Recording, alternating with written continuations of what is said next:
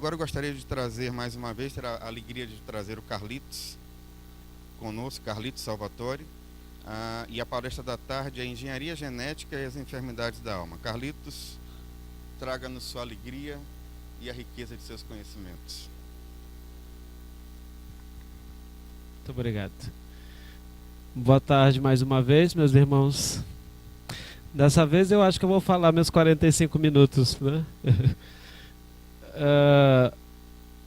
A gente se programa para uma exposição, porém quando a gente chega aqui a espiritualidade modifica, né? Aí vai nos dando outras intuições para a gente conduzir a palestra. Queria aproveitar aqui para divulgar que no próximo sábado nós vamos estar lá no Centro Espírita Ivone Pereira com o seminário Psicologia Espírita, Família, Juventude e Sexualidade.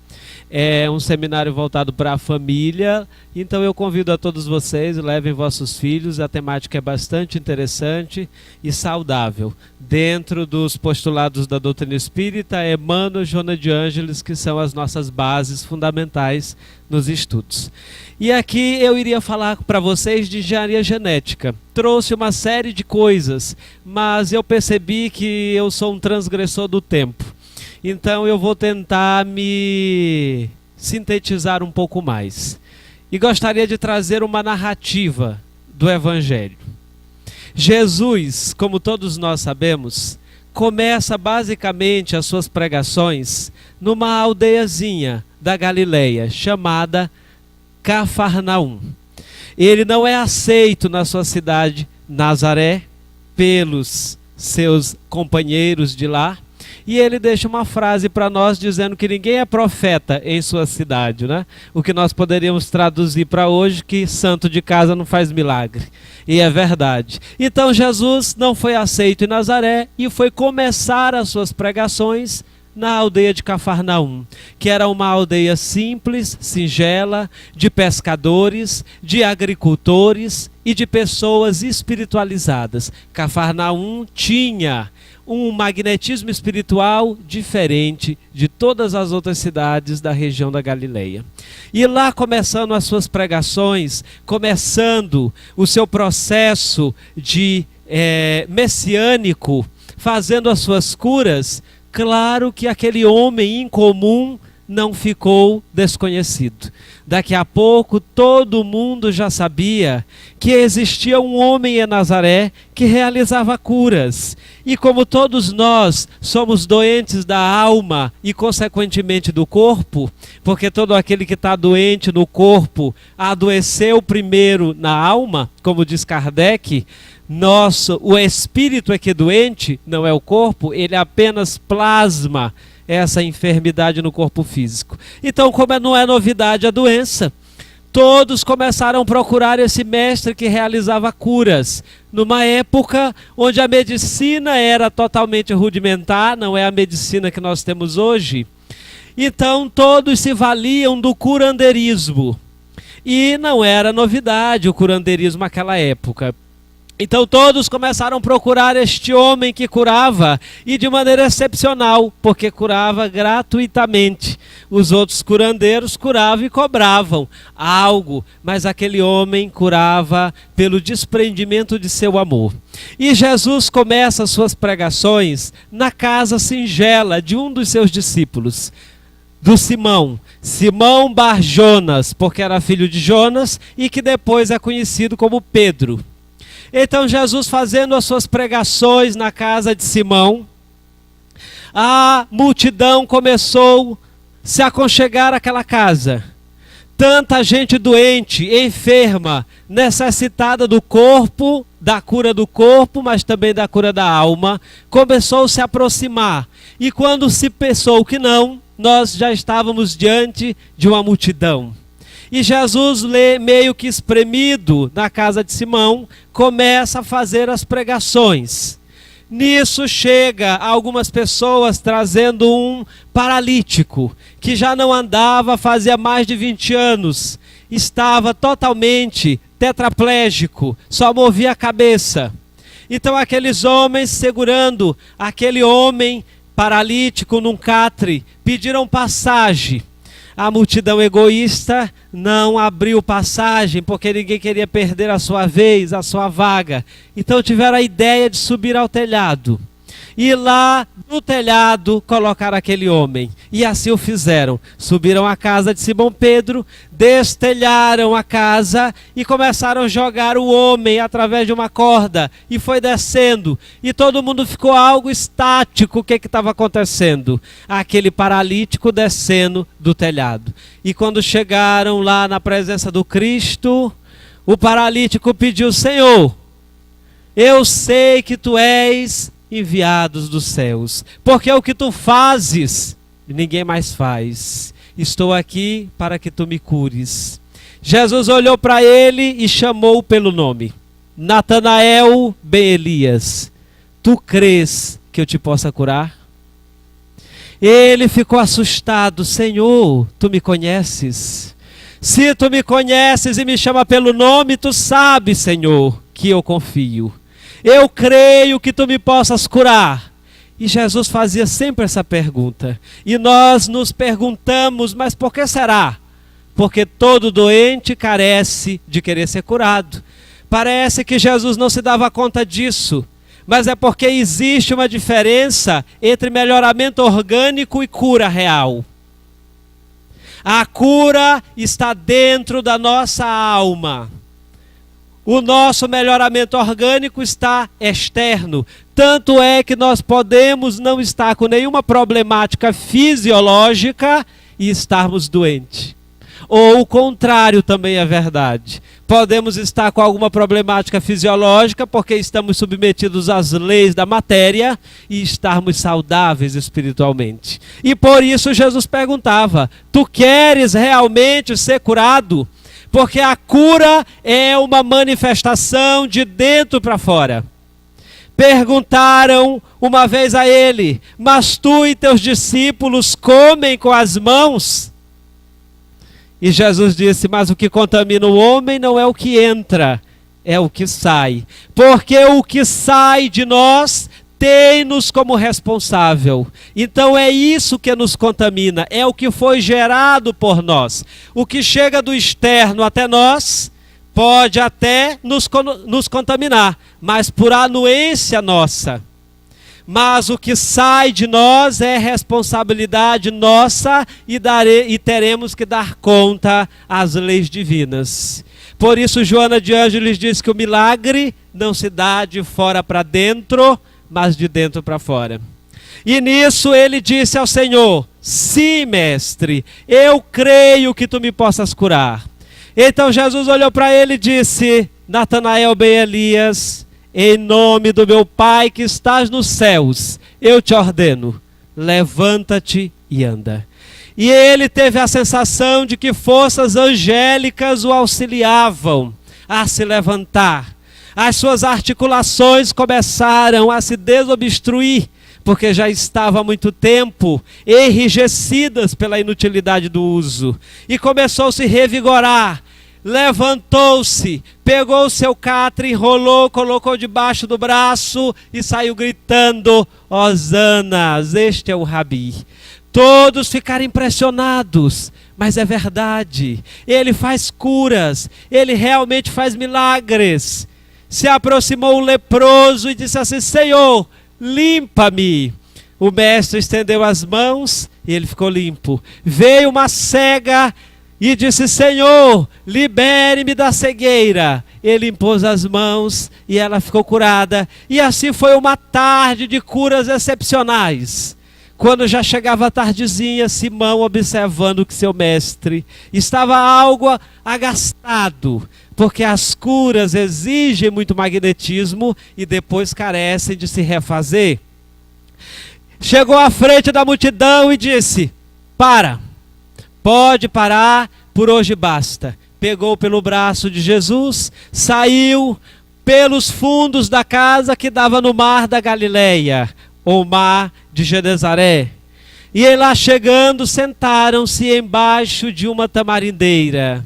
E Jesus começou a contemplar as primeiras estrelas que começavam a surgir no horizonte. Nisso, Simão senta ao lado e começa a contemplar. e ver quão belo era seu mestre. A serenidade, a mansuetude, a autoridade. E nisso percebe que algumas lágrimas escorriam pelos olhos do Cristo. E ele pergunta: mestre, tu choras? Ele respondeu: sim, Simão, eu choro. Ah, Senhor, mas deve ser de alegria, porque hoje nós realizamos muitas curas, nós fizemos muitas tarefas no bem. Eu sei que hoje tu choras, mas é de alegria. Não, Simão, eu choro, mas é de tristeza. O que, Senhor? De tristeza? Não consigo crer. Aquele paralítico Natanael, eu o conhecia. Eu várias vezes levei peixe até ele, para que saciasse a sua fome. Aquele leproso que tu curaste, eu conhecia. Eu corria dele muitas vezes, Senhor, com medo de ser contaminado. E aquela mulher cega, eu sei bem quem é. Já estava acometida dessa enfermidade desde a infância. Mestre, diante de todas essas realizações, tu me dizes que choras? Sim, Simão, eu choro, porque eu estou vendo agora Natanael ben Elias, o paralítico que foi curado. Eu vejo ele entrando numa taberna, que eram os bares de antigamente. Vejo ele adentrando com os seus amigos novos e dizendo: agora que o mestre me curou, eu vou gozar. Agora que o mestre me restituiu a saúde, eu vou aproveitar.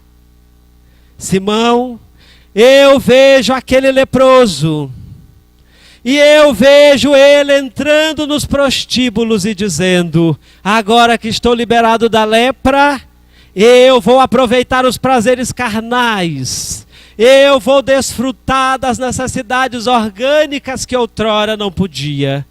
E aquela cega, Simão, eu escuto os seus pensamentos. Ela está dizendo: agora eu vou me vingar de todos aqueles que eu pedi ajuda e não me auxiliaram. Agora que o mestre me restituiu a visão, eu hei de vingar-me de todos.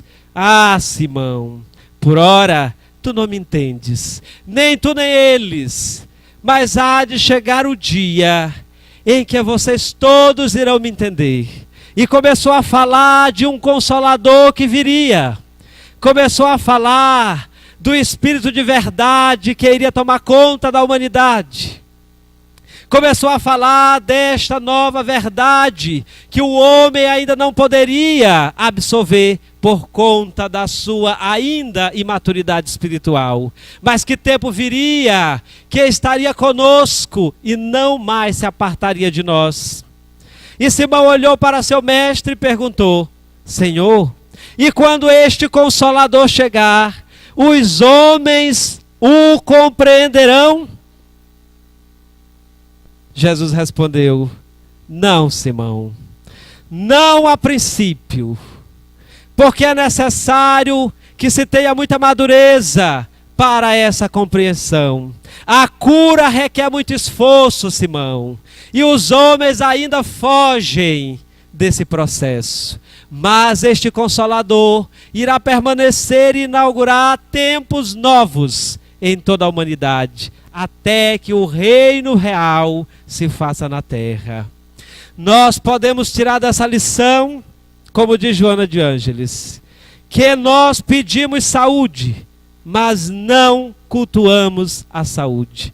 Todos nós queremos nos curar, mas o que estamos fazendo com a saúde que temos, se não enfermando? Todos nós vamos buscar a cura e quando obtemos, o que fazemos com ela? Continuamos com a nossa qualidade de vida precária e baixa, porque a nossa qualidade de vida psicológica, fisiológica, é muito precária, é muito desumana. Nós nos contaminamos com as coisas mais comezinhas e pedimos saúde. Mas o que seria a doença nós nos perguntamos. A doença nada mais é do que um desregramento de um funcionamento normal da lei. Toda vez que nós infringimos o funcionamento normal das leis, nós estamos doentes. Todas as vezes que nós interrompemos o mecanismo cíclico da vida, nós enfermamos. E o que é o normal da vida? O que é? As leis divinas nos indicam senão o amor, o perdão, a caridade. Todas as vezes que nos desvinculamos disso, nós adoecemos. Todas as vezes que temos raiva, ficamos doentes. Porque o que é o normal é amar. Amar é que é o normal. Mas toda vez que odiamos, adoecemos. Toda vez que guardamos ressentimento, adoecemos. Toda vez que queremos nos vingar de alguém, adoecemos. E aí nós vamos entendendo que o Evangelho de Jesus nada mais é do que uma psicoterapia excelente de vida saudável. Por isso é que ele diz: eu vim para que tenhais vida e vida abundante. Jesus veio para melhorar a nossa qualidade de vida. Veio para nos dar saúde e em abundância. Porque todas as vezes que perdoamos, nos curamos. Todas as vezes que damos a outra face, nos curamos. Todas as vezes que amamos, estamos curando as mazelas da nossa alma. Então o Evangelho, como diz Joana, é a grande psicoterapia da alma de cada um de nós, a qual devemos mergulhar nessa terapêutica, para nunca mais adoecermos. Mas quais são os métodos crísticos para aquele que ainda não está doente, mas pode adoecer? Oração e vigilância. Temos que orar e vigiar. Mas o que é orar e vigiar? Oração é a hora da ação, é a hora de fazer, é a hora de executar. Todas as vezes que estamos realizando uma tarefa no bem, estamos orando. Todas as vezes que estamos apenas em contemplações, nós estamos distante dessa ação que irá nos prevenir da doença, a nossa profilaxia. Todas as vezes que somos vigilantes com o outro, claro que não, com os nossos sentimentos, se estudar, como disse a nossa irmã, a aprender a essas zonas ocultas da nossa mente. Quando nós olhamos para nós, mas quem sou eu? O que é que eu estou fazendo comigo mesmo? Qual as melhores atitudes a se tomar nessas circunstâncias? Eu estou sendo vigilante. Mas quando eu já estou doente, qual é a cura? Se não, mais uma vez, oração e jejum. Quando oramos, mais uma vez, sintonizamos com o alto através do bem.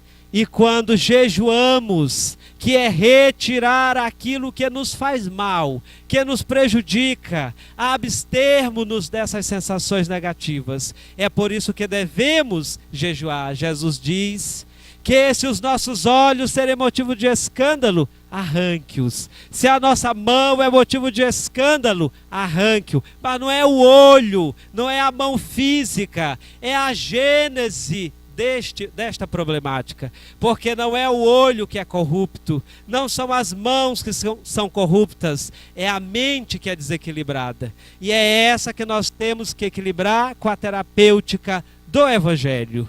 E perguntaram para Emmanuel se o Espiritismo teria necessidade absoluta da ciência, e o Espírito Emmanuel responde que essa necessidade de modo algum pode ser absoluta. A ciência do mundo, se não deseja continuar no papel de comparsa da tirania e da destruição, tem absoluta necessidade do Espiritismo. Então, não é a ciência médica que carece, não é a doutrina espírita que carece da ciência médica, é a ciência médica que, se não quiser continuar cega diante das questões espirituais, carece do Espiritismo, carece de beber nessa fonte, de aprender para que nunca mais venha adoecer. Então, nós falamos muito de ciência, nós discutimos muito as questões científicas, mas não podemos esquecer que a base espírita é a religião. Se tirarmos a religião, deixa de ser espiritismo. Se viermos para cá apenas discutir teorias filosóficas, é melhor que fiquemos com a academia fria. Mas é a religião que dá essa sustentação nos conteúdos. Precisamos debater, precisamos conhecer, mas temos que temperar e fundamentar com a transcendência do espírito, porque nós somos seres psíquicos, nós não somos seres físicos. O físico é apenas uma materialização da mente. E todas as vezes que a mente adoece, o físico também. Daí o pai da medicina dizer que não existe doença, existe doente. Nós não temos nenhuma doença, nós estamos doentes. E quando deixamos de ser doente, nos eliminamos da doença. Só me aviso do tempo, tá? E aqui, avançando mais um pouco, já lá para o final, vou avançar bastante o slide, perdoe-me.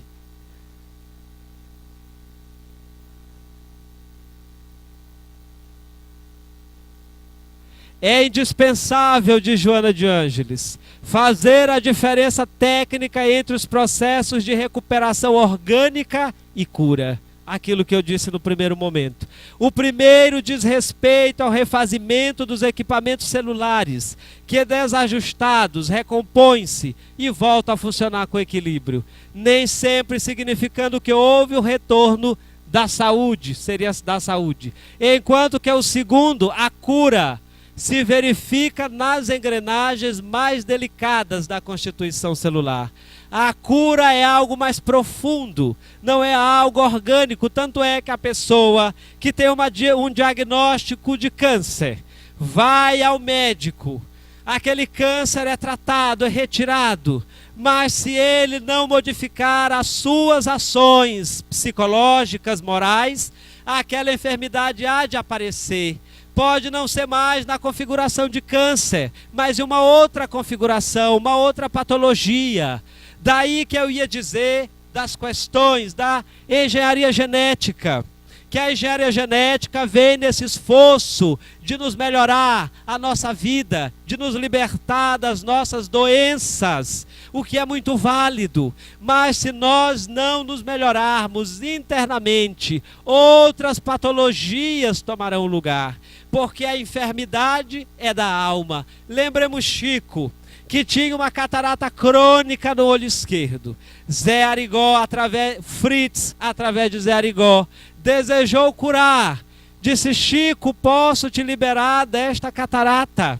E ele disse: não, meu irmão, a deixa aqui, porque já estou acostumado com ela. Se você tirar aqui do meu olho esquerdo, ela pode aparecer em outro local, e eu terei que viver o processo de adaptação de novo, que é indesejado. Então eu já estou acostumado com ela aqui no olho esquerdo, deixa aqui mesmo.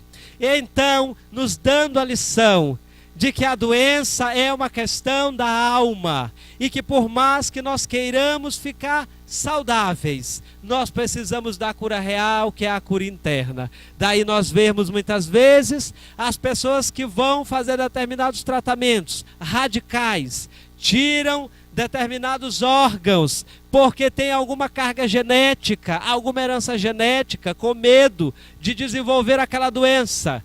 Mas se você não tem a reforma íntima, como bem citou a nossa irmã, se nós não fazemos o nosso trabalho interno de moralização, não adianta fazer retiradas radicais. Aquela enfermidade há de se configurar de uma outra maneira. De modo que a nossa cura real tem que ser moral, tem que ser a cura do sentimento, porque o que nos adoece são os nossos sentimentos. É como a gente sente. Se você sente uma raiva muito grande, aonde é que estoura? Se você sente um ódio muito grande, se você guarda um ressentimento, são as nossas emoções que nos adoecem, ou são as nossas emoções que nos dão vida abundante, como disse Jesus. A cura real é uma operação profunda de transformação interior, que ocorre somente quando os fatores propiciadores da injunção danosa se modificam para melhor, dando lugar ao equilíbrio das suas variadas funções no campo da energia. Se não houver uma profunda mudança de comportamento interior, desejo sincero de sarar, cultivo íntimo de bem-estar, propósitos edificantes, renovação dos hábitos mentais, certamente a enfermidade reaparecerá ou se apresentará sob nova diagnose, dando curso ao seu mistério de despertá-lo para a sua realidade profunda como ser imortal. Diz Joana, porque a doença tem uma finalidade de nos assinalar que algo está errado. Todas as vezes que nós adoecemos não é uma transgressão às leis naturais, a doença vem nos mostrar que nós estamos em um comportamento desregrado e desnecessário, que nós carecemos de nos reharmonizar novamente com a consciência cósmica. Então, todas as vezes que doer, vocês parem e reflitam, mas por que está doendo? Porque essa dor está me assinalando há alguma modificação que eu devo fazer na minha vida íntima. Essa dor pode ser de natureza física, mas também pode ser de natureza emocional. Se dói na alma, a gente costuma dizer a dor da alma. Se dói na alma, o que está de errado comigo? Aonde é que eu estou me comportando de maneira equivocada? Porque a dor é um sinalizador divino, nos mostrando que devemos nos tratar e reconhecer alguma patogenia da nossa alma. E aí perguntam para Emmanuel no Consolador, se as enfermidades são de origem espiritual, é justa a aplicação dos medicamentos humanos, a cirurgia, etc? E Emmanuel responde, o homem tratará da saúde do corpo até que aprenda a preservá-lo e defendê-lo, conservando a preciosa saúde de sua alma. Quando, porém, o homem espiritual dominar o homem físico, os elementos medicamentosos da terra estarão transformados na excelência dos recursos psíquicos. Há essa necessidade da predominância do espírito sobre a matéria. Quando o nosso espírito predominar sobre as nossas necessidades fisiológicas, nós teremos esse governo total das nossas células. Não ouvimos várias vezes a expressão, vós sois deuses, vós sois capazes de fazer coisas muito mais do que eu faço? Essa expressão vem dessa origem que todos nós temos. Nós somos deuses das nossas células, que são princípios inteligentes, ainda em processo de continuação da sua evolução. E nós, através do nosso comando maior, conseguimos organizar ou desorganizar essas consciências menores que são as nossas células. Não devemos nunca esquecer que somos um universo psíquico e a nossa consciência é que comanda as consciências menores que trabalham para nós. É como se nós fôssemos realmente o Deus e as células fossem os operários que vão laborando dia a dia em nosso benefício, em nosso progresso espiritual e ao mesmo tempo elas, enquanto princípio inteligente, vão evoluindo. Aí nós percebemos que na natureza nada se perde. Como diz lá no Livro dos Espíritos, desde o átomo ao arcanjo, que ele mesmo começou pelo átomo. Então essas consciências carecem de estar harmonizadas com a consciência maior, que é a consciência pensante, lúcida, racional. Quando essa consciência maior predominar sobre as consciências menores, aí sim, nós não mais adoeceremos, porque teremos sob controle os nossos servos menores, que são as nossas células, e elas já não mais irão nos causar transtornos e problemas. Então, se estamos com alguma enfermidade Dizem alguns, converse com suas células. Mas esse conversar com a célula não é chegar e falar, olha, minha célula, eu quero que você fique assim, desse jeito. A conversa é psíquica, é mental, é você modificando os seus hábitos, é você modificando a sua essência espiritual. E aí você vai se harmonizando com todas as outras consciências que lhe constituem o organismo físico e perispiritual. Porque o perispírito também é formado por células, consciências menores que estão jornadeando no processo da evolução. Dentro dessa óptica, poderá ocorrer a alguém indagar a respeito da enfermidade em pessoas portadoras de excelentes virtudes, de conduta irreprochável, cultivadoras de princípios éticos elevados, o que pareceria desacreditar a proposta autocurativa que decorre da vida moral sadia e da conduta mental elevada. Com base nisso, vocês poderiam perguntar, mas e os espíritos nobres, por que enfermam? Será que eles não tinham condição de conversar com suas células? Por que Chico Xavier enfermou? Por que Irmã Dulce era enferma? Por que Madre Teresa era doente? Essas grandes almas que laboraram pela humanidade. Joana de Ângeles nos responde: o que diferencia um paciente comum de outro portador de expressivos dotes do sentimento e da moral é a maneira como aceita e enfrenta as vicissitudes, as doenças, os desafios existenciais. O que nos diferencia é a forma como nós passamos. Tem gente que diz assim, eu já estou sofrendo, então que bom que estou resgatando. Já estou resgatando um monte de débito. Mas não é o sofrimento puro e simples, é a forma como eu passo pelo sofrimento. Porque se ele vem com uma pedagogia e eu não aprendo com aquele sofrimento, ele não teve ainda a finalidade, vai continuar doendo, vai continuar em mim, eu vou continuar precisando dele. Então nós carecemos de saber passar pelas nossas enfermidades físicas e espirituais, com galhardia, com esperança, entendendo por que sofremos. Porque aquele que sofre sem saber por quê, sofre duas vezes.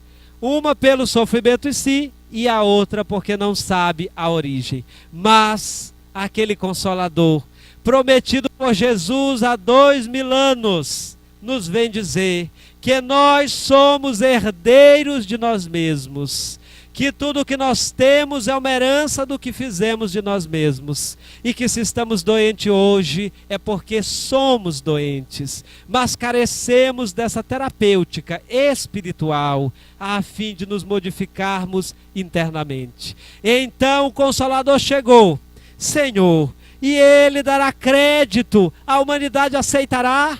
Nós ainda não aceitamos na sua plenitude, porque no fundo ainda não acreditamos muito bem nessa história de espiritismo, de cura, de conversa com célula. Nós ainda não conseguimos interiorizar bem essa proposta. Nós estamos apenas no verbalismo, na contemplação, e enquanto estivermos nas contemplações, não vamos conseguir viver essas experiências enriquecedoras. Carl Gustav Jung dizia que ninguém atravessa o inferno de suas paixões, apenas contemplando figuras de luzes. Nós precisamos experienciar, vivenciar e sair da contemplação. Então, Senhor, por que tu choras? Choro, Simão, porque nem tu, nem eles, por enquanto, ainda me compreendem. Meus irmãos, muito obrigado, muita paz.